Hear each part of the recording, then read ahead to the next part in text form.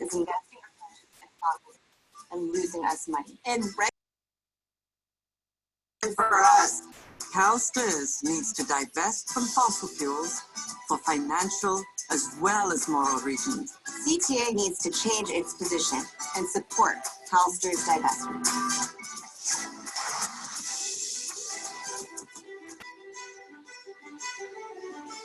"97% of climate scientists agree that climate change is caused by human activity." that means more droughts. Floods, fires, Yeah, we know all about those. storm, Ocean acidification. Sea level rise, and the spread of diseases. mosquitoes. I'm investing in freaking mosquitoes. Frankly, it's really scary. We're reaching the tipping points that everyone has been warning about. However, we do have a window of opportunity. Now is not the time to bury our heads in the sand or to raise our arms in despair and resignation. Now is the time to take action before this window of opportunity closes. There is a growing global youth movement demanding that we as adults take action. We have a powerful tool as CalSTRS members, and that tool is divestment. Like South Africa. That's what ended apartheid back in the 1980s. Big funds, like New York City. The Rockefeller Fund Yeah, even the nation of Ireland. have already committed to divest almost $9 trillion from fossil fuels. And fossil fuels aren't just chemically toxic, they're financially toxic too. Let's take a look at these charts. Over the last 10 years, investments in fossil fuels have not kept up with the stock market in general. Take Exxon, for example. If we'd invested $10,000 10 years ago, Exxon would have given us a profit of $738. But the S&P 500 would have returned a profit of over $22,000. It's ridiculous. They're destroying the world and they're not even making any money. And you want to know why? 4 reasons. Number 1, the Paris Climate Accord. Every country, except ours now, thanks Trump, has pledged to reduce emissions and move away from fossil fuels, which is awesome because Reason 2, renewable energy is cheaper than energy produced by fossil fuels. Reason number 3, with new technology, we can electrify everything, especially cars. And trucks, and barges, and even airplanes. threat number 4 to the fossil fuel industry, litigation. Cities and counties across the United States are suing the fossil fuel companies for the damages that climate change disasters have caused. And the industry is also getting sued for fraud because they've known about climate change since the 1980s and lied about it. So the fossil fuel companies are in trouble. In fact, financial institutions are now warning investors that investments in fossil fuels are at a huge risk of becoming stranded assets. If we're to abide by the Paris Climate Accord, 80% of current fossil fuel reserves will have to stay in the ground. They cannot be burned. And when that happens, the company's share prices will plummet. Basically, investing in fossil fuels today is like investing in Kodak or Polaroid right before they take. Except more evil. But CalSTRS still refuses to invoke its divestment policy. Now, CTA has said that it will do whatever CalSTRS wants it to do. Well, this is not good enough. CTA is our organization. So at your next CTA Red Council meeting, you need to ask them to vote for CalSTRS divestment from fossil fuels. Let's take this action now before that window closes. And bring that vote to the table. Please pledge to take this issue to your CTA chapter. Please sign the petition. It's fossilfreeca.org/petition. And share this video with all the teachers you know. Thank you.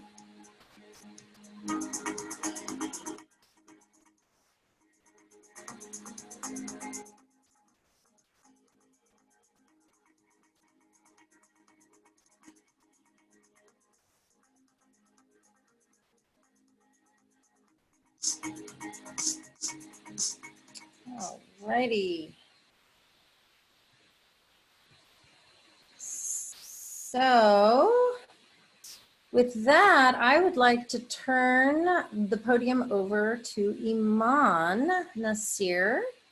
As I mentioned, we worked with many different youth groups in our CalSTRS divestment campaign, including Youth versus Apocalypse and Earth Guardians Bay Area crew that have been really heavily involved. And I'm delighted to introduce to you Iman from Earth Guardians, who has been with us testifying at many CalSTRS board meetings over the past year, and he can tell you all about why this issue is important to the youth of Earth Guardians Bay Area crew.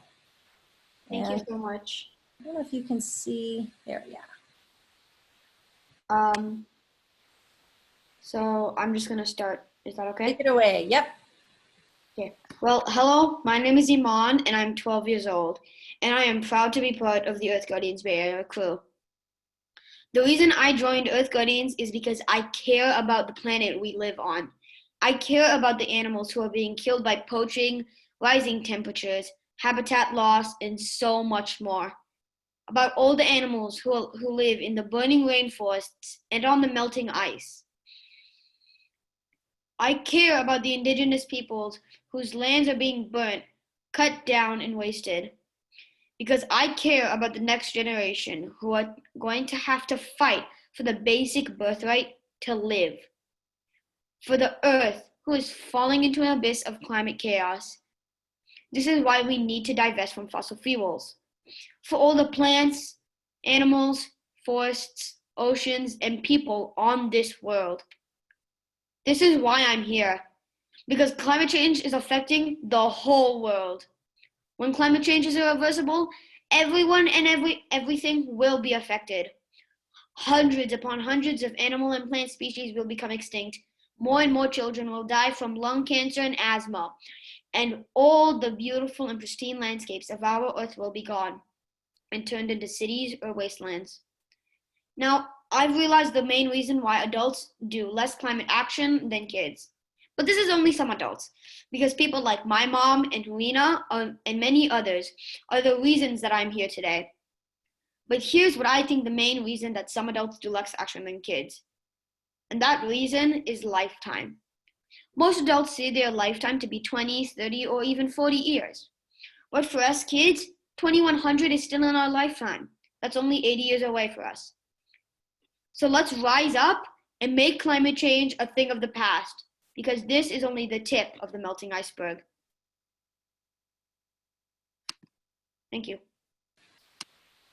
Oh, Iman, you are a treasure. Thank you. Thank you, thank you, thank you. Now I have to find my other screen. So with that, is Carrie with us? I'd like to introduce Carrie Anderson from Oakland Education Association. Wonderful. Take it away. All right. Well, hi, everybody. My name is Carrie. I'm a third grade teacher here in Oakland, California. And I've been asked to just say a few words about my experience getting the resolution passed in OEA. So full disclosure, Cynthia, Kaufman, and I are old friends. And she reached out to me and said, hey, I'm working with Fossil Free California. Can you do this? And I said, I think so, but I don't actually even understand what it is you're asking me to do necessarily. While I am currently very involved in OEA, that's a relatively new phenomenon. And this whole process of making motions and getting resolutions passed was a bit of a mystery to me. So the long and short of it was that Cynthia helped me, craft the language. And before bringing it to Rep Council, I touched base with as many people as I could. I made sure that I had a person to second in the meeting and had speakers in favor of it, which is an important part of the whole process, the Robert's Rules of Order in Rep Council. And in the end, for us, I didn't even need that list of speakers because Oakland is a fairly progressive place, and it was a little bit of a no-brainer for our reps, at least. And so it was the process took a few weeks to kind of get it all lined up. But I guess I would say that for those of you who haven't yet gone through this process, The biggest things I would say is to make sure that you have done your homework ahead of time and really reaching out to a wide variety of people who are willing to speak up publicly in your rep council, in case there is discussion, in case there's dissent, in case there are people who are going to argue against your motion, so that you are able to collectively make a really strong case once it comes to the floor for a vote. I'm going to stop there. I'm happy to answer questions. I hope I shared enough. That's fantastic, Carrie. Thank you. Carrie, I can't remember, are you able to stick around for the discussion, or are you one of the people who had to leave? Yeah, sadly, this is like meeting number 4 in a list of 6 or 7 today, so no. I'm so grateful that you were even here to share. Are you available if people have questions afterwards to email them? Are you? Oh yeah, I'm always happy. Email, you know, we could, if it's easier to talk on the phone, just email me and I'm happy to share my cell number. I'm totally happy to talk with anybody. Sure. Thank you so much. So we will put people in touch with you if they have questions about your experience. Thank you. Thank you so much. All right, so that was Carrie Anderson. And next up we have Park Guthrie. Hey, Vanessa, can I share a screen? You totally may. Yes, I will stop sharing and let you take the reins. Okay. Well, thank you everybody for being on this webinar, and thank you Fossil Free California for putting it together. I'm just such a huge fan of your all's work. My name's Park Guthrie, and I'm a 6th grade teacher up in Sonoma County, California, at a really small single school district in Occidental, California. And Casey asked me to talk a little bit about the psychological impacts of climate change. As a 6th grade teacher, especially as a 6th grade teacher in Sonoma County, I unfortunately have a lot of insights into this. 6th grade is, you know, this is my 6th year as a 6th grade teacher, so I'm sort of the adult responsible in our school system to sort of pull back the veil to a group of bright, trusting, energetic young people, engaged young people, and to start sort of giving them the facts about climate change. And then if I'm to preserve my integrity, I have to talk at least a little bit about climate neglect, because the questions always do come up. And so having gone through this process, year after year, I see it's really this moment of a paradigm shift in some ways. And it's, a little bit like that big paradigm shift when young people start to realize that there isn't a Santa Claus.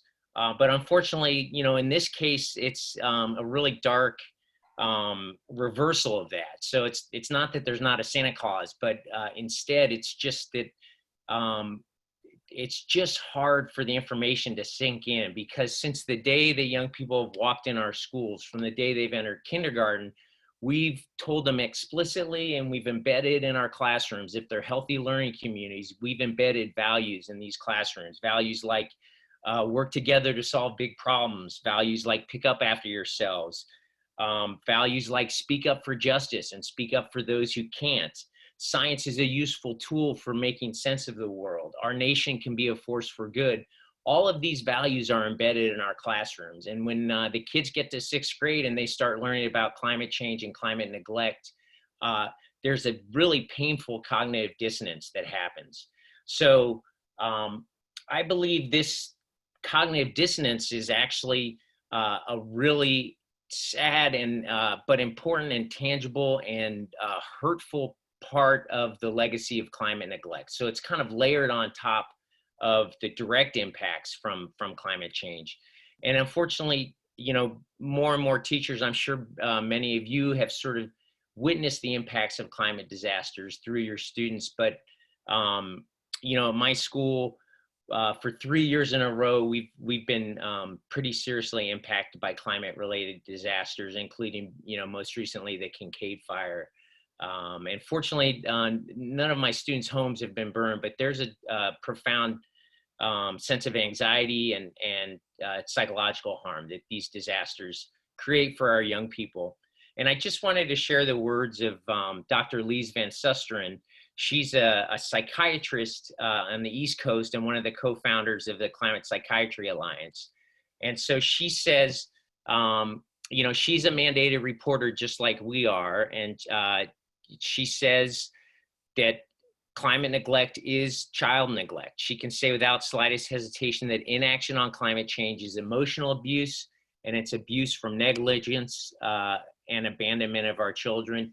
And reporting is mandatory. And that's the sense that I had as a teacher, that we're witnessing wholesale climate neglect organized by, you know, very powerful forces in our country. And we can report as mandated reporters. We can report. And I think the Fossil Free California resolution and the divestment effort, you know, it makes a tangible impact on the fossil fuel company, but it's also a way that we can bear witness to this. We do not have to be silent witnesses to climate neglect. The Climate Psychiatry Alliance, you know, they went one step further, and they say that lack of action by adults, including teachers, parents, and governments, they consider it to generate multiple traumatic effects. So it's not just the psychological impacts, it's not just the PTSD from climate disasters that obviously more and more California kids are facing, but it's also, in some ways, it's a spiritual injury generated by neglect and also by silent witnessing of neglect. And so I would really encourage you to think about these resolutions. It's a way that you and your chapter can take a very strong stand, and you can send a signal, and it's a signal that's not just going to help change the way our money's invested, but it's going to send a very powerful signal to young people as well that will actually provide psychological resilience to them, because they'll know that we haven't abandoned them. Okay, and I'll stop there, and I'm happy to stay on after to answer more questions. Thank you so much, Park. You are such a gift to this movement, and I am so delighted that you're in this with us. Thank you. That's Thank you. Harrowing but important content. So could I ask you, Park, to please stop sharing, because I don't have the power to take over from you. Thank you. All right, so our next speaker is going to be Lita Blanc of the United Educators of San Francisco, retired. Lita, are you there? If you are, could you unmute yourself? Oh, I thought I had. Now I'm good, right? Good? Yeah. So hi, everybody. I'm happy to be part of this webinar. So I'll just say, like other people, more or less what we did in our chapter, which is formally, I'm a member of the retired chapter of United Educators of San Francisco, because there's a lot of us. Anyway, so one, I wanted to say that our resolution came forward shortly after the big strike, climate strike in September. Another retired teacher approached me and said, hey, what do you think about, what can we do to get UESF to take a pro-divestment position? And he was someone who was interested, but hadn't been that involved in the union. So, you know, we happened to have a group of activists that we called the Solidarity Committee. So people kind of like-minded within the retired division. And we got together and drafted and worked on the language starting with a model that came from Fossil Free California. And our process was that we basically had to convince not the executive board of the retired division. Everything has its structure. So a little, not to our great surprise, but a little bit to my surprise, there was a medium amount of pushback. The retirees, this is true for CTA as a whole, often tend to be a little more to the center on some of the social justice issues than active chapters. So, but nonetheless, we felt the resolution needed to come from the retirees, because if we hadn't taken it through the retirees, the USF active would have said, we can't act on this. Retirees, it's really this, STRS is seen as first and foremost belonging to the retirees, which is in and of itself, an issue to talk about. Anyway, so it took a lot of discussion. I met privately, one-on-one with the president of the Retired chapter and answered her questions. And another teacher in particular, Rick Gerling, was very good about supplying information. And then at one point, we were sort of stuck. And I reached out to Fossil Free California, and Sandy in particular gave me some language to help answer the questions that people were throwing at us, which were like, what STR's already done, and why shouldn't we stay at the table? Because at least for me, the question of divestment was not one I had been personally involved with. So it was a learning experience. And we have a very slow timeline. So unlike OEA, we started in September talking about it, and it finally did pass the retired division in January. And as the speaker before me, Carrie, said, you definitely have to do your homework, because there were a number of retirees who were very happy to see that the resolution was coming forward, but they couldn't make the one meeting when it was going to be voted on. So I asked them to email some of the members of the executive board to say that they were very much in favor of it.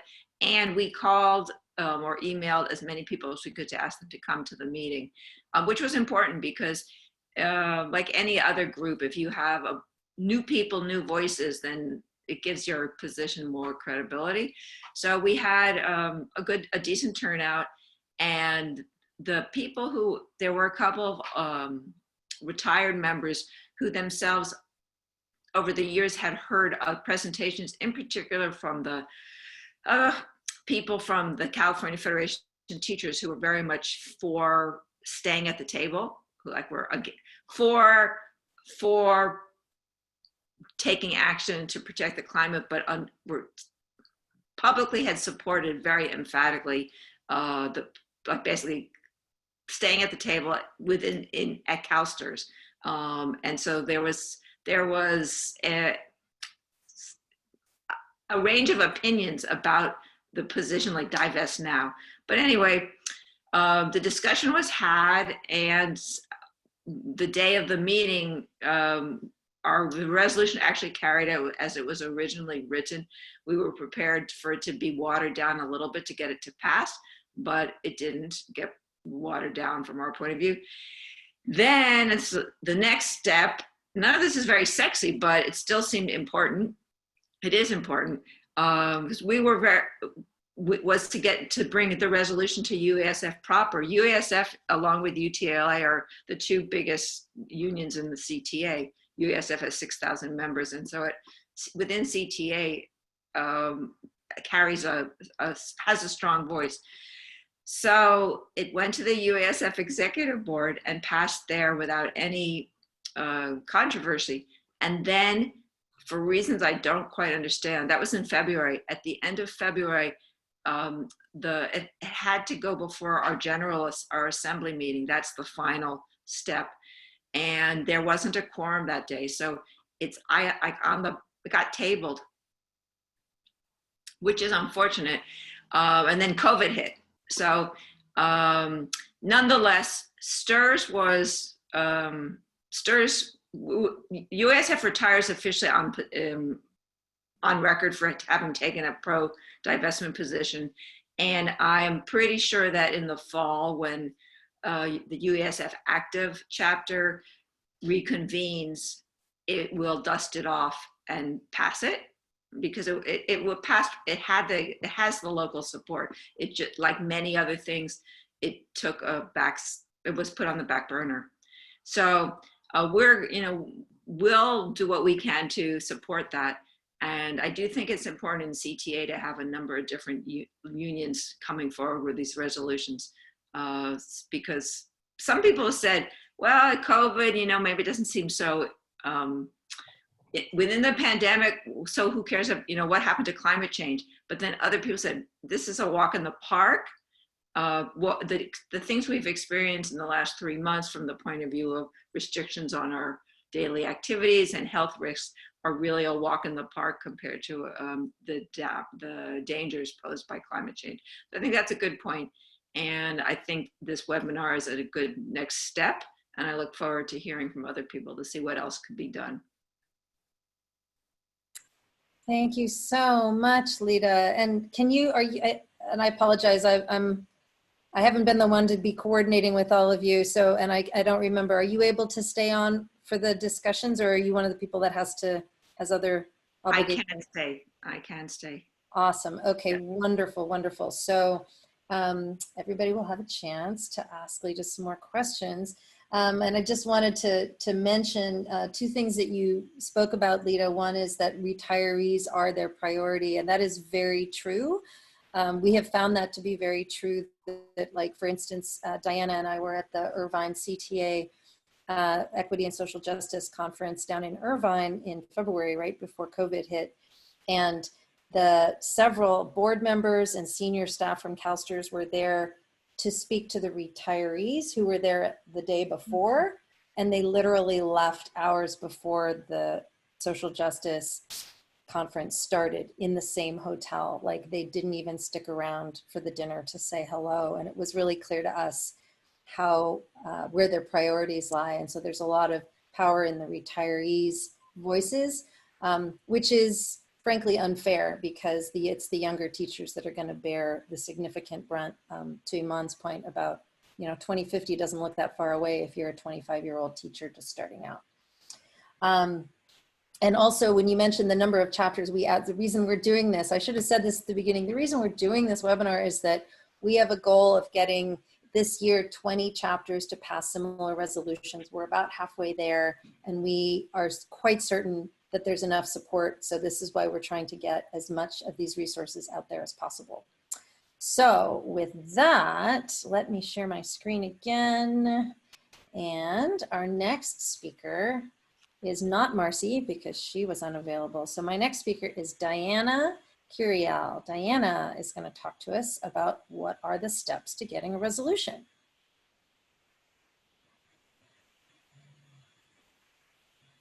Go for it. Okay, so you're going to show the chart, are you not, Vanessa? There we go. So I'm so glad and so appreciative of all the teachers who have spoke, because they're the ones who have the real experience to say, this is what it takes to pass a resolution, and here are some of the pitfalls, and here's what you need to do. But I did make this chart and we made this chart for teachers who kind of want to see what's the overview of the process. And so this kind of takes you a step-by-step through the process. And so this is the flow chart, steps for passing a CalSTRS fossil fuel divestment resolution at your local CTA chapter. And it was designed for teachers who are not necessarily in the union. I mean, we're all in the union, but that familiar with, being a site rep or being on the executive board and what takes place there, or the processes. So this is just a teacher who's interested in passing a resolution or supporting the passage of a resolution. And so we have a whole toolkit on the Fossil Free website. So that's the first step, is you can go to our website, and Cynthia will explain a little bit more later about the toolkit. And you can get a sample resolution. We have facts and figures and charts and other supportive resources, as well as this flow chart itself. If you're not a site rep or on the executive board, then you would want to approach your school site rep and have a conversation with them. So that would be the second step. Have a conversation with your colleague at your site, and tell them of your interest in passing this resolution, and why you think it's an important thing. You might want to show them some things that you've, facts and some arguments that you've found or you have yourself. And so hopefully your union rep, your school site rep will be supportive, and they'll know more about the process of taking it to the executive board. So that would be the third step.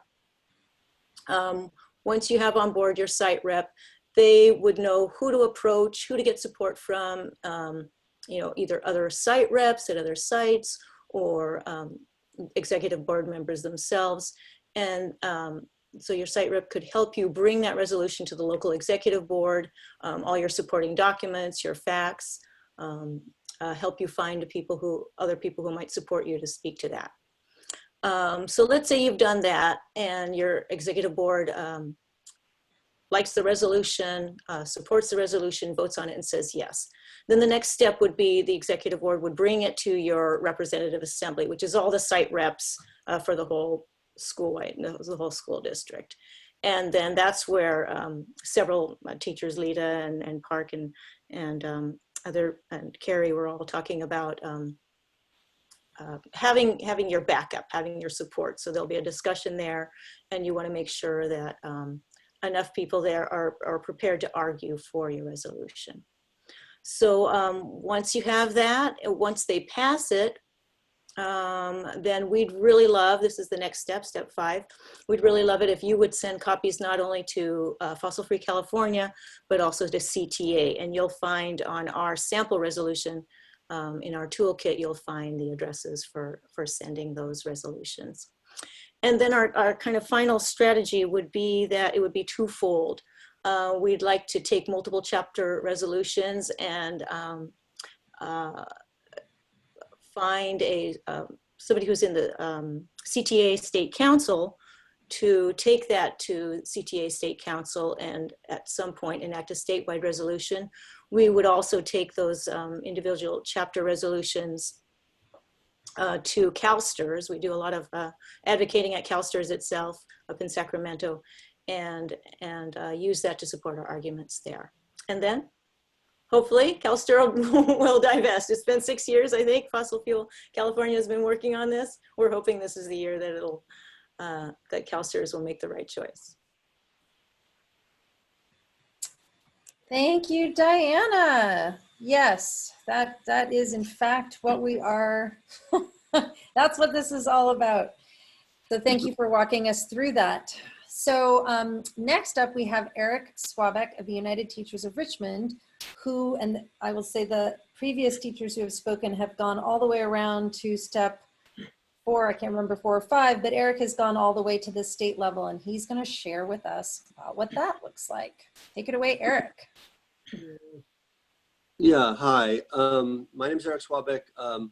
I am with the United Teachers of Richmond, which is a little bit of a misnomer. We are 1,600 teachers in 5 different cities: Hercules, Pinole, Richmond, San Pablo, and El Cerrito.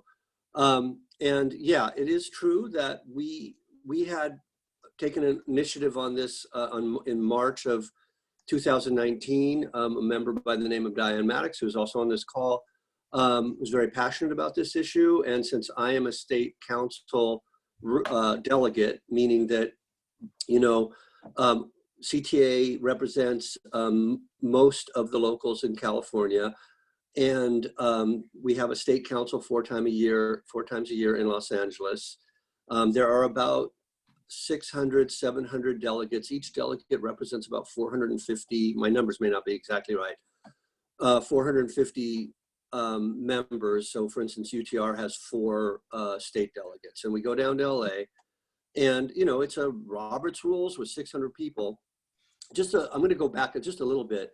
So in March 2019, we had an NBI that called for the incremental, because I've been on state council now for about 10 years and different terms. And this issue has come up in the past, and you know, calling for a divestment. Oh, NBI, what is it? New business item. So it's like a motion that you submit ahead of time for state council.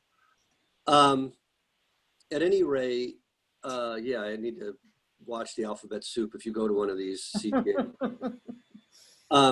It takes a while to get used to it. But anyway, so over the years, I don't know how many times it's come up. I think I know I can remember at least once, and I think twice, that you know, people want to divest and bring it to state council, and they make an NBI and new business item. The new business item goes to the board of directors, initially the executive board of CTA, current president Toby Boyd, those 12 people, I believe, 12, 14 people, no, maybe it might be more. But at any rate, they decide where an NBI goes to. Usually it goes to a committee. And in this case, our NBI, which was calling for, the reason why we decided to try the tact of an incremental, we were saying $15 million a year, because in the past, the idea of calling for the complete divestment seemed like too much of a monetary chunk or risk. Felt like, at any rate, that because all the argument, as other people, and I'm sorry I came late, I hope I'm not repeating what other people have said, but the arguments that at State Council that always come up are we need to be financially responsible to our retirees. And number two is we need to, if we take our money off the table, then we don't have any input. What kind of input you would have, I don't know, but in the whole, in the discussion around a greener fossil fuel, whatever, it makes no sense to me at all. But at any rate, those were the two main arguments. Those are the two main arguments that came up in the past, and so we thought an incremental might be better. So we submitted the NBI, and it went to the board of directors, gave it to the retirement committee, as people pointed out. That's where this kind of thing lands. And the retirement committee, their call, because then you submit one of these, an NBI, like on Friday, on Saturday, the committee takes it up as business, and they decide what to do with it. And I forget what their decision was. Of course, it was not approved for immediate action, but I think it was refer back to the directors, or maybe even just refuse. I think they just denied it. Yeah, I think they said they didn't want to do it. So the procedure is that any delegate could go to a mic when there's a hole on Sunday that all the NBIs are in a book, and you can pull one when it comes up. Or if it was in a committee, you have to go, and it's very important, because if you forget this, you're going to not get to do what you want to do. If it went to a committee, you have to get up during the committee's report and pull the NBI. So that's what I did. I pulled the NBI and put in a substitute motion for approved for immediate action. And so then we could have the discussion, the debate, and we could have a vote. And so that's what happened. I get to speak to it first, so I spoke to it. And the surprising thing to me was that everybody who spoke, this is maybe how confident they were that we didn't have the support, but everybody who spoke was positive towards the idea of divesting. Anyway, then somebody called the question, meaning ending debate. And when we voted, it was the same, I'm going to say 70-30 or 60-40, percent, where 60% of the people were saying, no, we shouldn't do this. But it was surprising to me that they didn't. Usually the committee will, they will arrange speakers to say why they think it's an unwise idea. So that's what we did. And by the way, I did check. We did bring this to our executive board, this NBI. We did bring it to our rep council, and it was approved. So we had the legitimacy of speaking for 1,600 members.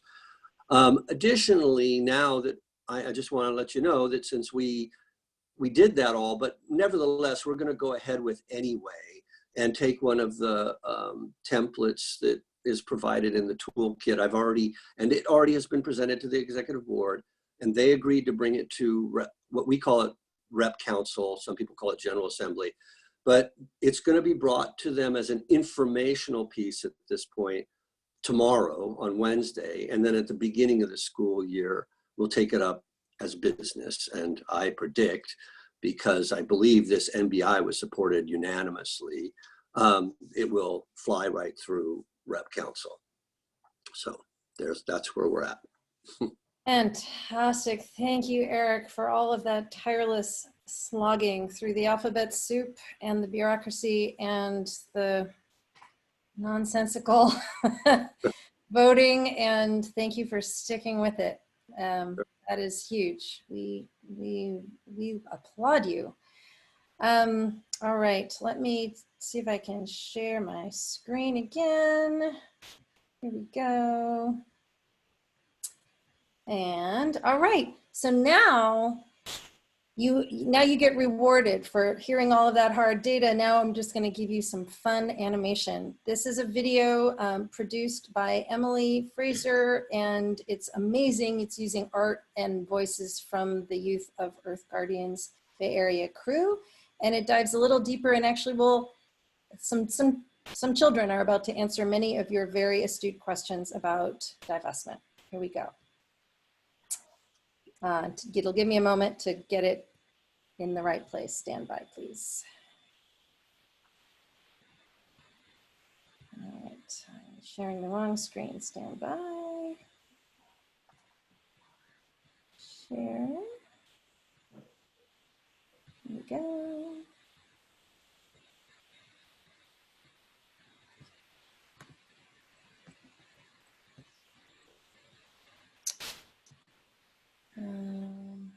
No.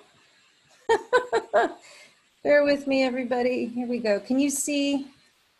I think you can see in here. We are the Earth Guardians Bay Area crew and Youth vs. Apocalypse. We're a group of young activists helping to save our future from the climate emergency. We saw how fast everyday people around the world can work together when the scientists told us about the dangers of the coronavirus. We know we have the same power to work together to make a just and healthy future for all. Mother Nature, indigenous leaders, frontline communities, and climate scientists have been screaming out that we need to leave oil in the ground. Adults in powerful positions have not been listening. Instead, they're investing a ton of money in the fossil fuel industry. As long as these companies keep getting money, they're going to use it to keep looking for oil so they can drill for it. Even during this pandemic, while people don't even have enough money to feed their families, and hospitals don't have the equipment they need, governments are still giving fossil fuel companies big money along with permission to frack and drill for more oil. We've learned about a super important action that can stop this. It's called divestment. So what is divestment?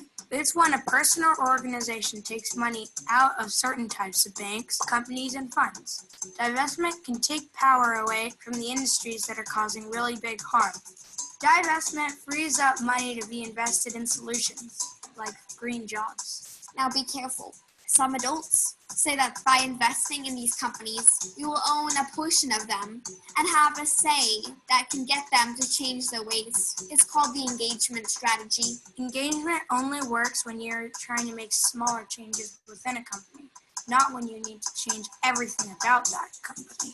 We have to stop them. Now you might wonder how we kids learned about divestment and all this money stuff.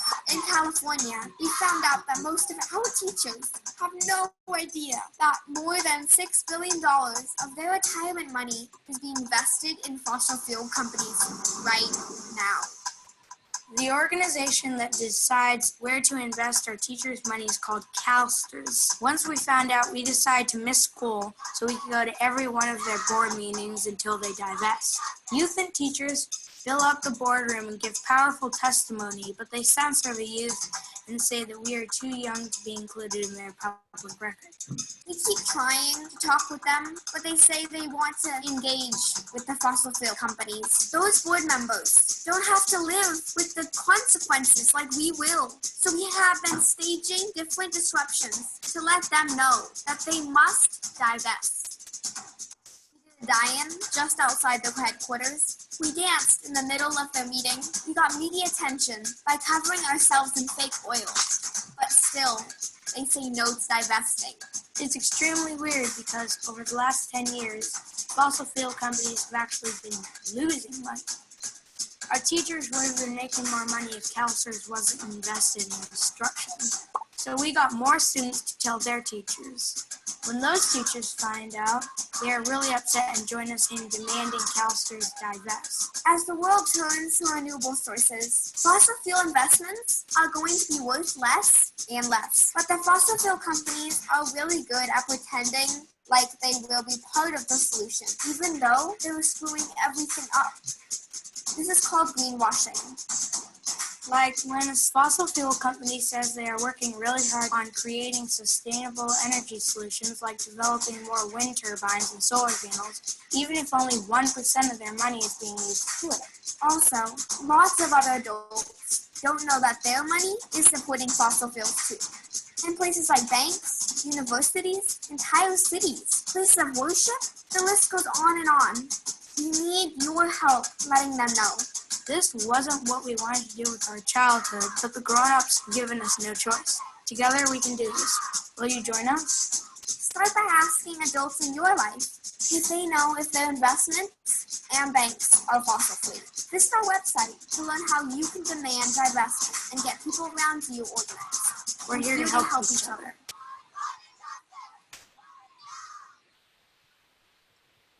Oh, I have seen that so many times and it makes me tear up every time. Amazing work, amazing, amazing work. All right, so I now have to stop sharing and find my other screen and share my screen and now we get to talk to each other. So Casey Loosebrock is our amazing communications coordinator, and she is gonna divvy everybody up into rooms. And Casey, how are you doing on that? Everyone's divvied. I just need to know how long you want me to set the timer for. What do you think, Cynthia? We were gonna do 15 minutes? Can you? I'd prefer 10, but you can do 15 if you want. Yeah. 10. How about we'll do 12? And we'll give everybody a little heads up when they have maybe 2 minutes left. We'll give everyone a heads up at 10 minutes, and then you'll have 2 minutes to wrap up. Go ahead, Casey, and divvy us. Oh, yes, and before we get divvied, thank you so much, Paul. Let me just put this up here on the screen as well. Sorry, can everyone see this? I hope. So in the chat, which is going to follow you to your room, are these prompts. So one thing you might want to do in your room is designate someone to be the person who can speak for your group when we all reconvene in 12 minutes. And then once you get in your rooms, just go around, introduce yourself, tell the other folks in your room who you are, what school you're with, what local chapter you're with. Say a little bit about what brought you here today.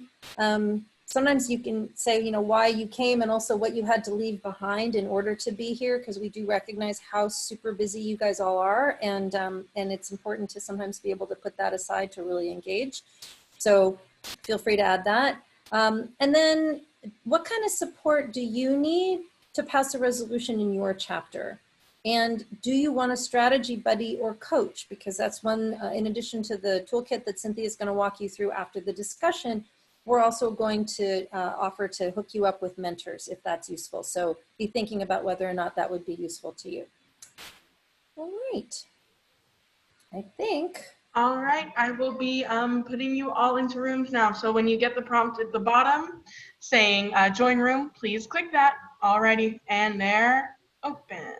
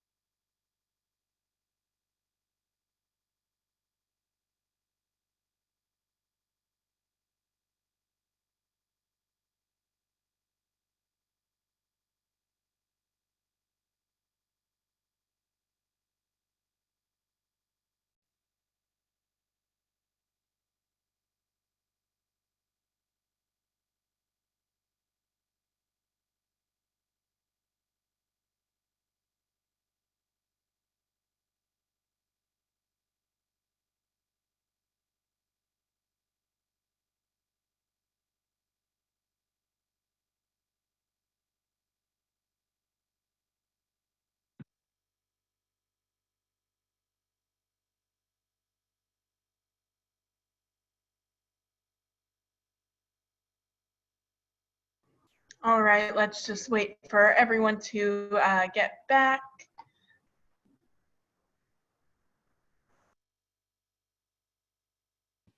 I had a quick question. Yeah, what's up? So basically, about this meeting, I heard that I think they were gonna do something about like questions for the speakers. Is that still gonna happen or no? Because I may have to leave. I do believe so. Let's wait until Cynthia, could you answer a little bit more on timing for the rest of this webinar? It seems as though everyone's back though, so we could just talk about how we're planning on timing the rest of it so speakers can answer questions. Yeah, I think that's back to Vanessa, right? So Vanessa, are you with us? So that Vanessa is gonna just kind of bring a little bit of questions and answers and stuff from the little conversations we just had. And then I'm gonna share the toolkit. Vanessa, are you with us? I am. Can you hear me? Am I sharing the right screen this time? I think I had the wrong screen last time. Sorry about that. Yeah, more or less. Discussion? Yes, it says discussion. Awesome. Yay. Okay. So we actually in our group did not designate a reporter back. Cynthia, do you want to be our reporter back from our group? Sure. I'll just say that I'm very excited to say that David is actually working on a resolution for the Piedmont schools, which is 5 schools. And Ruth from Yucaipa is ready to try to make it happen and just need some support with that. And then there was another person called Moto who we didn't get to meet. They joined a little late, but yeah, I think we're working through the details in the micro, and I think I'm really excited to work with both of them to just help them through all the steps. Awesome. Let's see. That was room 2. Who was in room 1? Casey? I don't have that. You don't remember? Okay. So no, I don't get to keep that info. Okay. No worries. It was Diana, Piper, Benjamin K, Joan, and there was another J. Nice. Benjamin, you want to report out and let us know how it went? I'll give that to Diana. She was our chair of our breakout session. Okay. So Benjamin actually had already been thinking about divestment resolutions, both at the community college level, is that correct, as well as Malibu, Santa Monica School District? Nice. And so he seemed to have good networks and connections to get that started. Piper works, I believe, at De Anza. Was that what it was? De Anza? Joni and Jen, maybe you can help me with that. And he said that she's got Cynthia's ear. So she was going to try to explore that a little bit. Jen and Joni work are on our CalSTRS team at Fossil Free California. So we're all kind of working together to petition CalSTRS. And it was just really wonderful meeting everybody. Awesome. And let's see, Paul, who was in your group? Amy, you want to report?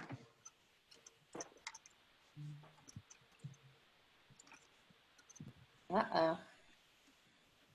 Oh, well. Okay, I got unmuted. There she goes. Good. Okay. Finding the right dots or the right icons. So we had Ferris, who is at Santa Monica City College and is working with CalPERS mostly and getting it all together, and sound very knowledgeable. He had some great questions about engagement and the what the effects are and what the studies are and what the homework has been done about that. That's the way I understood it. And I'm a retired teacher at VVTA and sort of need to be able to slide things into the rep council, but I can't see having much difficulty, but want to talk with our state reps too before we go. What is VVTA, Amy? Valverde Teachers Association in Southern California, outside of Riverside. Okay, great, great. So, and it would be really nice to get to know if there's anybody on here, this Zoom webinar, is whatever it's called, in Southern California, to just be able to have coffee with sometime if we ever get to do that. So yes, I live near Riverside. Who's that? Who's that? This is Ruth, and I live near Riverside. Oh, the Ukaipa person? Yes. Awesome.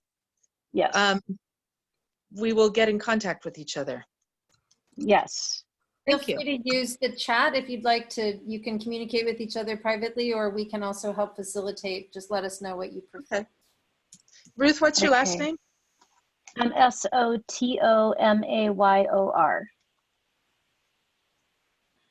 Thank you. I'll send you my email. Thanks. Okay, thank you. It makes me so happy when y'all connect. Okay, and then let's see. There's one more room at least. Paula, who was in your room? And Magdalena has no sound, so whoever was in Magdalena's room somebody else needs to report out for her.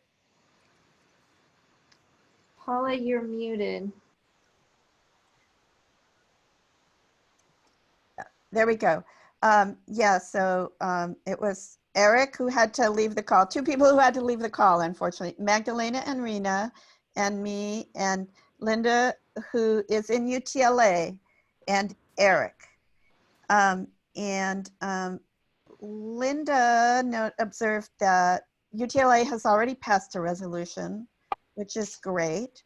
So then we talked about teachers who are in districts who've already passed a resolution, getting in touch with their networks of teachers in nearby districts and spreading the word. So that was one thing we talked. And there was also a nice connection with Eric and Rena and Magdalena about spreading the youth work. So there's just lots of different things we can do with these connections. It's interesting for Ferris looking what he said. I see Iman has his hand raised. Hang on one second though. I just wanted to ask Linda about UTLA. Linda, do you have, we're trying to get our hands on the actual resolution that was passed at UTLA. Do you happen to know how we might do that? And if so, can we talk to you afterwards? I think Linda had to leave the call. No, she's still here, but she's still there? muted. Linda, you're muted. You unmute. Still there? Yeah, I don't know how to do that. I don't know, and I'm retired. I have time. I can look for you for it. I mean, we would love it if we could talk to you afterwards about that. That would be fantastic. Yeah. Right, Thank sure. you. All right. Maybe Diana. Diana, are you able to follow up with her on that? And Diana's muted. Do we have contact information, Vanessa?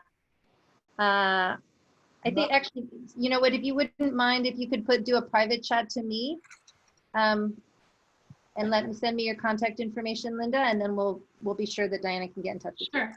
Awesome. Thank you. Iman, go right ahead. I just had a quick question because I may have to leave soon. So what I was wondering is, like, if I was gonna stay on, it would be for the questions for speakers, because I was the speaker. So like, I don't know if we're gonna do that still, or like I just. Now would be the right. If you have a question for a speaker that's still on, now would be the right time. I think some of them had to leave though.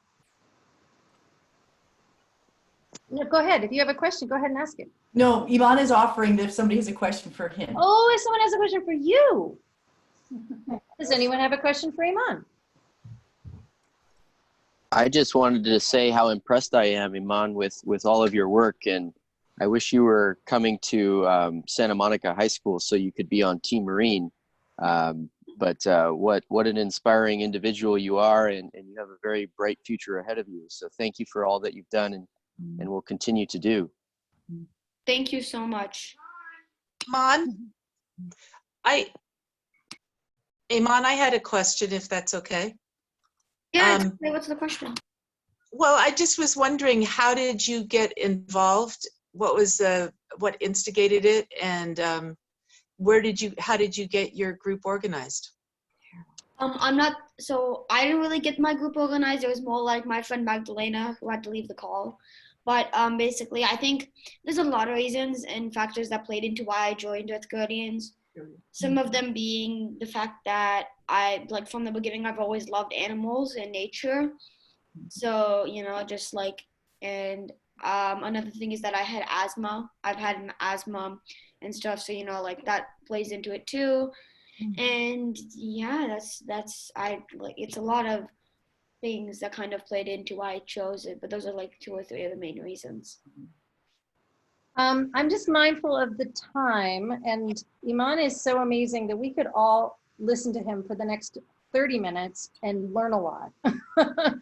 But I'm going to ask that we respect everyone's time and jump ahead now to Cynthia's presentation of the toolkit. So, could I just say my 2 people that I got to talk oh, with? I am so sorry. Yes, very quickly. I hope everyone can stay just an extra couple minutes. Please I go just ahead. wanted you to know that Sid Akbar, who attended, is very interested in carrying this resolution to his district, which is Twin Rivers Unified in Sacramento. Awesome. And with the information he needs, the toolkit. Yep. He already made connections with Iman, and Iman has agreed that, he has to check it out, of course, but he'd like to be able to Zoom speak at that. And so but he's looking forward to the toolkit at the end here. And then Diane Maddox, who might still be on the call, or she might have had to leave already, but she's been working with Eric Swayback. But she'd like to bring it to a vote in Richmond tomorrow. I'm a little confused because I thought she said they already adopted, but there must be something that they're voting on tomorrow. Yeah. So she needs the toolkit like tonight, like right away. All right, So well, if we she dive left, in? we have to get her the toolkit. Let's do it. We've got the toolkit ready and waiting. Okay, but if she left, then we have to follow her with the toolkit. All so right. she knows. All right. And Lita Blanc had some other ideas for us to consider, which I can share later, but interweaving the message of Black Lives Matter and also COVID, and how all of that is woven into part of what we're doing with divestment and how climate change relates to those. Awesome. It is all connected. All right. So, and if you have to jump off, we are going to follow up with an email to everybody who attended with the recording, if you missed the beginning or the end, and also with links that Cynthia's about to run through with you. So go ahead, Cynthia. Okay, so what I would like to do is just to talk you through this slide and then take you to the resolution F. Oh, okay, never mind. Whatever, you'll go back. You tell me where you want to go. So let's just stay on the slide just for a second. So I just wanted to say that we do have a toolkit that I'll take you to in just a second. We really encourage you also to get your teacher friends to pass resolutions if you've already passed one, or if you sort of, hit a roadblock or whatever. So to try to bring your teacher friends into it. Donation, just wanted to say that this is a very, very lean organization. It's almost entirely volunteer run. So money goes really, really far. And we are in a $10,000 match that's open till the end of June, and every little tiny bit helps. And then the other thing I really wanted to say was that any of you are welcome to join our team. So we meet every Wednesday from 4 to 5:30. You can just email me and I'll hook you up with being a part of our team. You can also be a part of our team if you can't make those meetings. I'll find a way as the sort of the team leader to make use of your skills and abilities. But really, anybody who wants to do any of this work, just reach out to me and we'll talk it through. What's the best thing? That might be us just kind of mentoring you through a resolution, or you might want to join the team, or all kinds of things. Now to the resolution, the toolkit. So this is on the Fossil Free webpage. And if you start out, it just sort of talks a little bit about the why. Then we have a model resolution that you can pass. So maybe don't click everyone, but yeah, just arrow over it. That's great. Thanks. So yeah, so we've got a model resolution that you can modify as you please. We've got Diana's little chart that explains kind of how your union works. And then there's a deeper guide that Diana has for us that's like really explains the deep structure of CTA. Then we've also got the videos that we showed today. And then we've got our little one pager that sort of has the arguments, because you will find some people who make arguments, for, what about this, what about that? So we've got all that sort of stuff. And then we've got links to two of our youth ally organizations, Youth versus Apocalypse and Earth Guardians Bay Area Crew.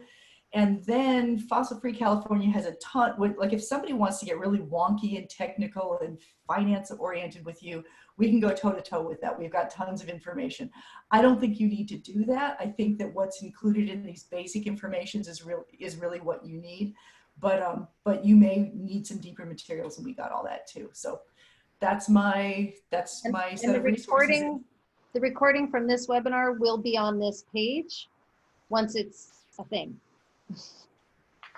So then I just wanted to close by thank you so much for being concerned about the climate. Thank you so much for being teachers and for doing the work that it's going to take, that we can sort of leverage what little tiny privilege we have as teachers to actually do some really serious climate work. A lot of people have found that it's a way you can do something pretty darn significant for the climate that's not a huge amount of work.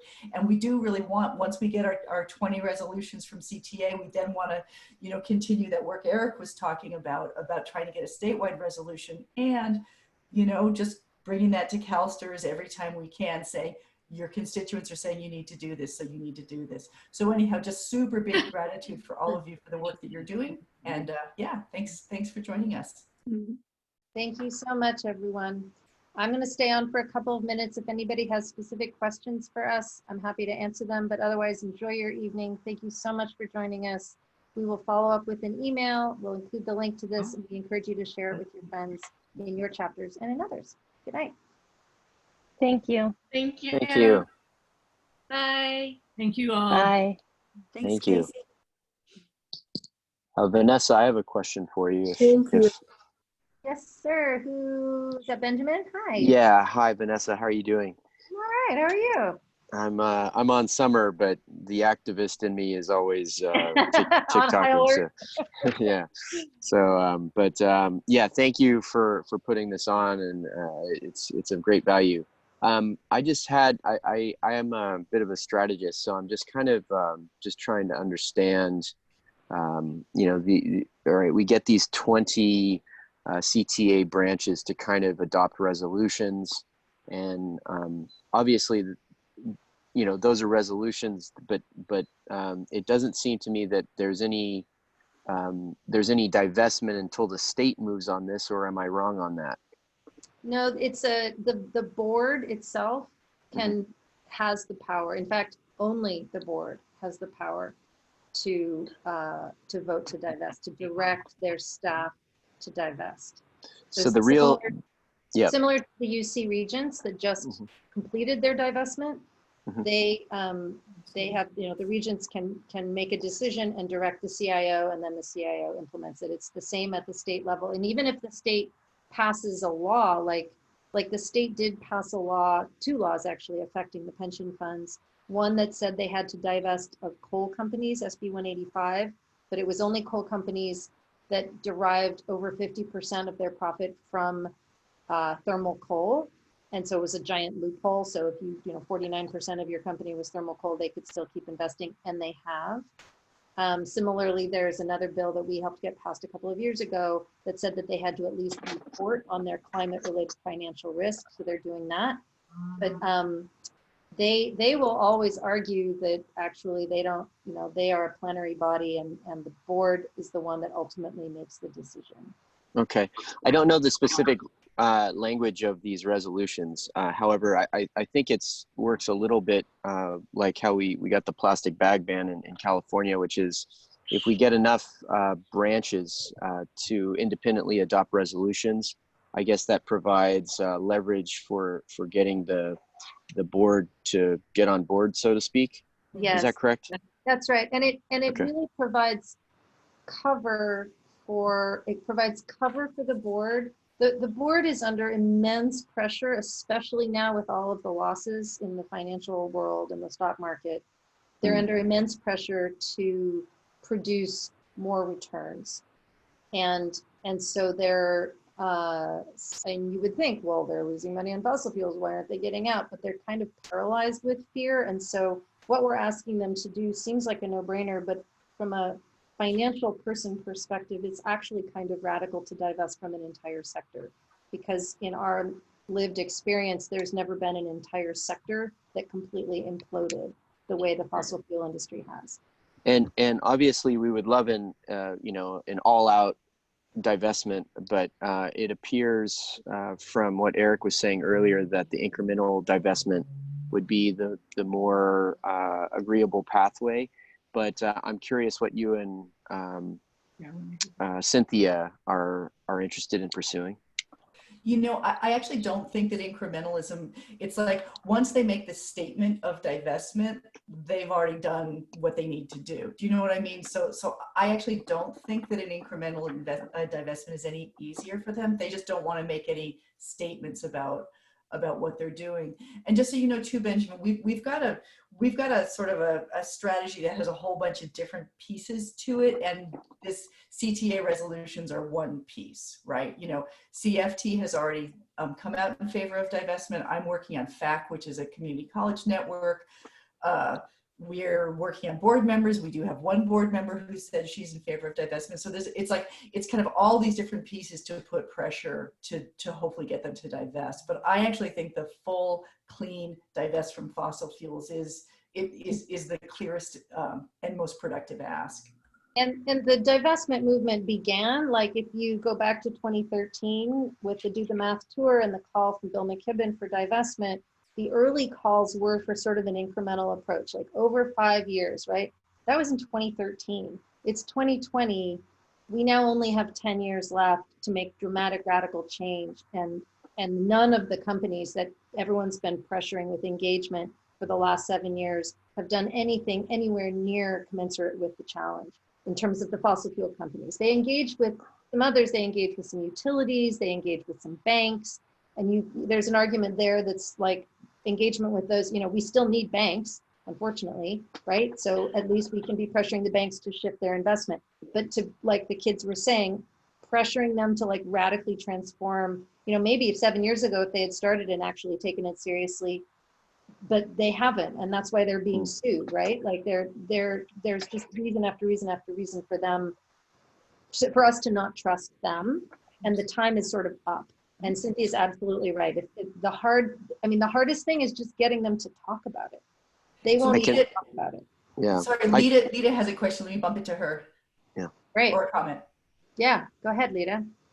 Okay, one other it's a small way of building up support among CTA members and also people who represent their locals at the CTA State Council would be to get someone like from Richmond or one of these locals that's just now in the process of getting a resolution passed, or OEA, to try to get to write letters to the editor of the California Educator, and or get a piece about it. There was, I think, one small back and forth of like 2 issues ago, but people got nothing else to do during the summer. They tend to read, you know, what comes their way, I think. And I currently don't have that working relationship with CTA communications director, but someone does. And probably, I think if they hear from a number of teachers that this is an issue that's important, something will get printed. That's great. Thank you, Lita. That's a really good idea. Sounds like you might want to write one, Lita. Yeah, possibly. Okay. Okay. Thank you for that, Sandy. Lita, I'll work with you on that. That would be fantastic. Okay. Cynthia and Vanessa, this is Joan. Can you hear me, Joni? Yep. Go ahead. It seems to me that as soon as teachers learn that their $6 billion is invested in fossil fuel, that's like a huge light bulb, as it was for Jen and I. And it seems to me that should be one of the focuses of all of our campaigns, is to be letting teachers know that their money is in fossil fuel. So however that can happen through this process. And that totally goes against what the new curricula state in the next generation science standards. Right. Benjamin, are you a science teacher? I pretend to be, yes. And one thing I wanted to point out is CalSTRS in their report, their risk assessment report, they showcased like 2 portfolios that are low carbon and sustainable, supposedly sustainable portfolios. And those two portfolios were doing very, very well. So it doesn't seem impossible that they could just move some money over to what they already have experienced to be successful portfolios. Right. There's what we're up against really is the sort of inertia and convoluted logic of the financial capital markets, and in particular the institutional investing world, which says that when you're a fund of, what are we up to, 256 billion or whatever it is at the moment, that you are so big that you have to own everything in order to be fully diversified. And so if you were to divest from a whole sector, you would be in abrogation of your fiduciary duty. And so they've got this kind of cognitive dissonance, because I think most, not all, but most of the trustees at CalSTRS understand that climate change is a real threat. They want to do the right thing. They're concerned about the future of the students, blah, blah, blah. And they're deeply concerned about the financial realities, but then they've got this, like, all of this financial kind of pressure to just stay in their lane and keep doing what they've been doing. And so it's going to take a lot of people power. And the reason that we are so excited to have all of you CTA members is that CTA's voice is the loudest. That is the voice they really listen to the most. And when the CTA statewide passes that resolution, we are very confident that that will move CalSTRS to divest. They've already got the University of California to follow. They've already got, you know, the Nation of Ireland and the Rockefeller Brothers Fund, and there's plenty of others out there that are doing it, but they need to hear from their own constituents and the own power structure within their constituents that this is what they want. And CTA is the 800-pound gorilla. Do you guys know if the board members are being lobbied like local council members and state senators and assembly members? We don't think that the fossil fuel industry is pressuring them. We sort of looked for, like, is there some kind of shady something or other going on in the back? And I think we've decided that we don't think that that's what's going on. Shannon, you were wanting to say something.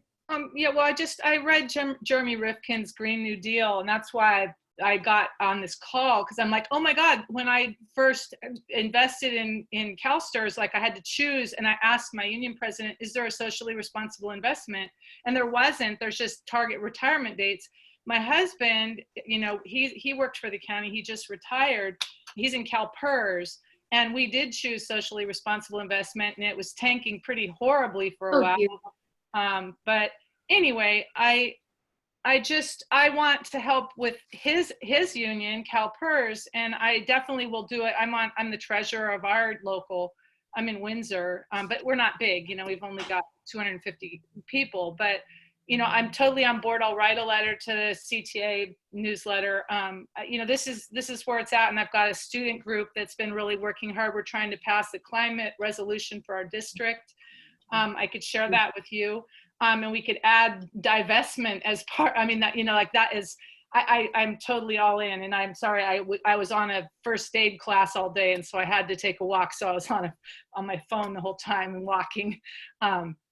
But thank you so much, Shannon. It's such a delight to have you. Don't apologize. Well, this is just. And Shannon, we have a CalPERS. Shannon, we have a CalPERS team. Oh, you do? Okay, so, yeah. I can just contact you guys, and you'll hook me up with that. That's fantastic. Hey, Shannon, can I give you my email address? Because I'm just down at Harmony Union. Oh yeah, I heard you speaking, and it was like the psychological thing. I'm totally, like, all over that. I can't wait to, like, share that with. I mean, that it's so true. It's Sonoma County. The kids are so traumatized. We've just got it. And Windsor, the whole town was evacuated. So.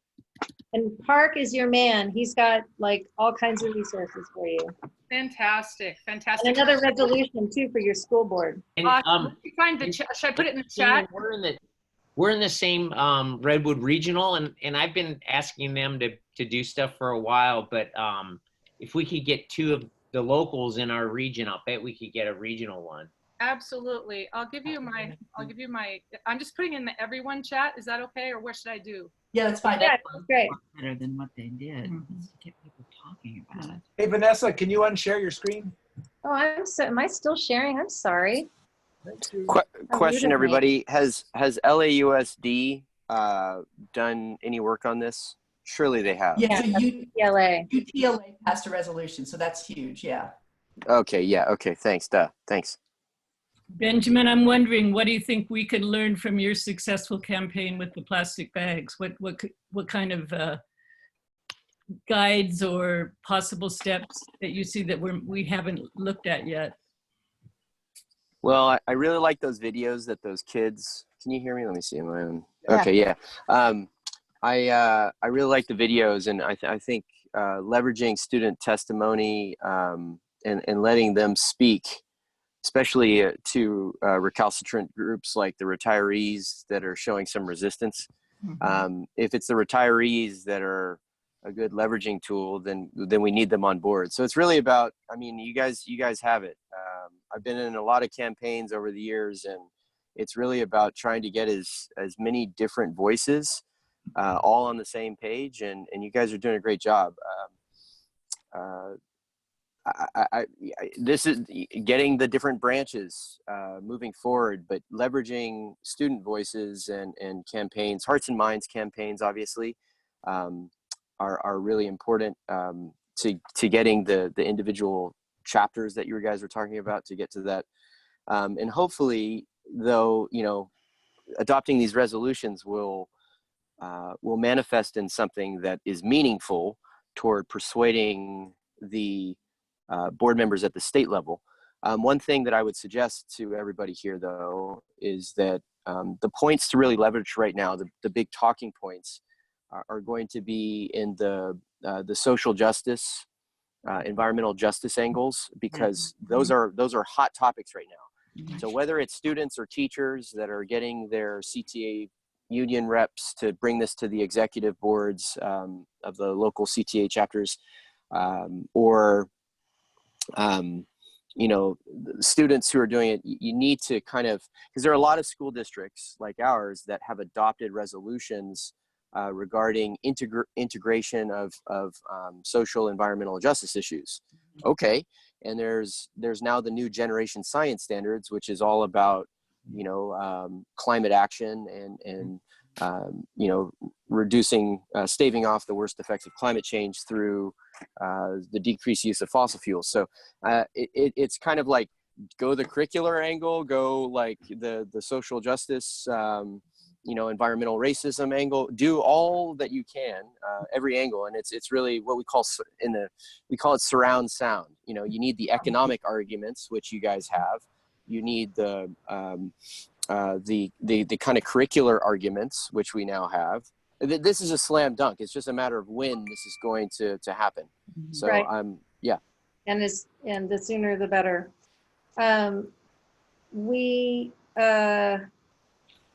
My God, I was going to say something to that and it completely went out of my head. I think I'm dropping on blood sugar. Mm. I need to go eat. But Benjamin, thank you. Ferris, it's really nice to see you. Thank you. Our two Malibu Santa Monica guys. Thank you, Shannon. Thank you, Park. Isabel, I don't see you. I hope you're still there. Emily. Yes, I'm still here. My camera doesn't work. Great. And so we have recorded all of this. We will add the recording to the toolkit. We will email it all out to all of you. I'm going to save the chat so that we have everybody's contact information that they put it in. And I think we will adjourn for now and we will be in touch. And I hope y'all can join us. Our meeting is tomorrow night and every Wednesday. Actually, usually it's at 4. Tomorrow it's half an hour early. Usually it's at 4 o'clock on Wednesdays. Thank you, everyone. Meet everyone. Thank you. Bye, everybody. Thank you, everybody. Thanks for joining. Thanks, everyone. Great job. Take care. Bye-bye. Bye. Thanks. Bye.